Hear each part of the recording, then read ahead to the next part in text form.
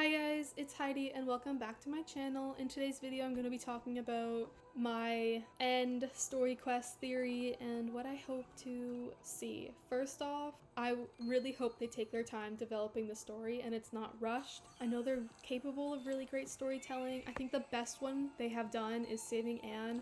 I just remember that so vividly and it was so fun, and I recently got a second account and went through it again and I really love that part of the story. I also think the Fort Maria quests were another great one, and the most recent one that we got was pretty good too. On to the theory. I would love to have our character's backstory. Right now it's a mystery on why our character has never left Jorvik. I would love to see like an actual reason in game why we stay after summer camp. I know why we stay is because the story has to move forward, but if there's like a reason in game, I would love to like learn about it. And in my theory, I think our character is still connected to Aideen in some way. And minor spoiler warning, if you haven't saved Anne and went through the Guardian's Dale, I think that's where this quest takes place, but all the Soul Riders go through their own dream sequence and our character enters the trail on her own, like they all go in separately, and we see some ghosts, and at the very end we see this one ghost and it's a girl. Our character isn't sure who she is, but it might be Catherine, someone from the previous Soul Rider group.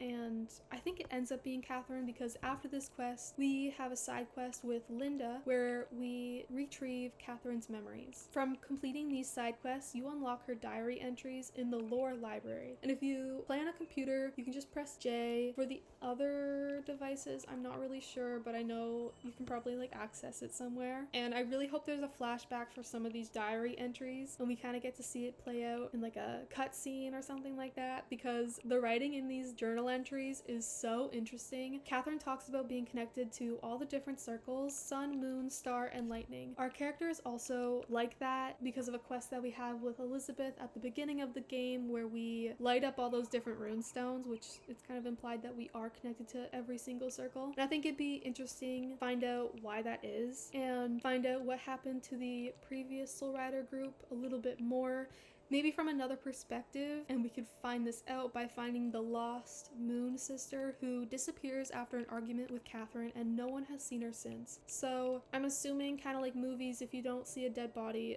the person is still alive, which that's kind of what happens in movies, but or at least most movies. Not that we would see one in the game because obviously it's a kid's game or that's their new demographic, but I would assume this Moon sister is alive somewhere. I think if we learn this, it would help the current Soul Rider group not make the same mistakes. And like the saying goes, history repeats itself, but not if we don't learn from it, which, since the new demographic is kind of younger, I think it would be a great life lesson to learn from the game. Another forgotten piece of lore is Jan Jarl's tomb, which is on your way to Fort Pinta. It's in the Doyle's Abbey, I think it's how you pronounce it, and what is behind the next door. I would love to see them bring this back into the current game, and maybe a key piece to help the Soul Riders in their quests is behind each door. Each door has its own symbol on it relating back to the different circles. So the doors that we haven't seen, I think, are Alex's, Lisa's, and Anne's, and the first one was Linda's, if I'm remembering correctly, and the last one could be our character's door, which could maybe be tied into our connection with Aideen. And with these doors we could also learn about the previous Soul Rider groups, even the one before ours, if that makes sense. Another idea that I have for the end of the story would be finding out what the fridge doors were built for and the tunnels that GED and Darkcore have been digging underneath Silverglade and all over Jorvik. It's been said in a lot of different quests throughout the story, even some side quests that you have with some side characters about what's been happening.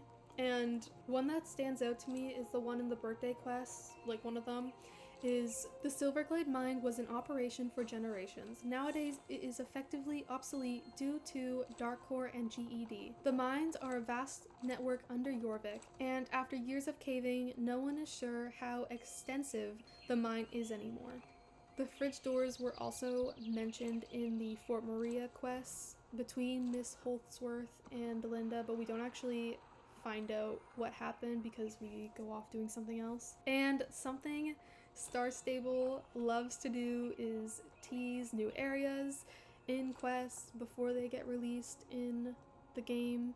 so I think they might bring them back. The fridge doors are in the formation of a star, and the north and the last door that we don't have, it's been like theorized that it's in Pine Hill Valley, which is in the north part of the map, and that is where Mr. Sand's mansion is. It's in the winter season.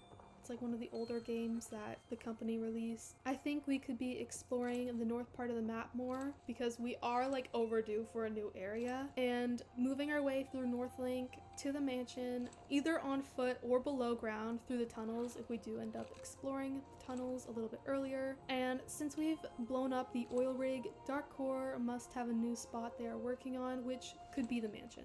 I also read on Star Stable Studies that all of the Pandoric rifts happen inside this star. This could be similar to Stranger Things and the Upside Down. The Sleeping Widow's Tree, in one of the quests we learned that the roots go down into Pandoria to reach Lisa when she's imprisoned there, and it implies that Pandoria is underneath Jorvik. Something significant about this area must cause both places to collapse into each other, and maybe that's why Pandoria is also in trouble, which we learn from a different quest from Yidris, the guy from the circus, because he is from there. The UFO Fripp arrived on is also located in this area, and Garnok arrived on a different ship, and it's been said that it's star-shaped, so it could have went through the ground when it crashed into Jorvik and maybe into Pandoria since it's underneath us, and that's what they are mining towards. The mess that would have made, though, I'm not sure like how the earth grows back, but I'm assuming since it was like millions of years ago, that's what it's like said in game, I think. It just naturally grew back.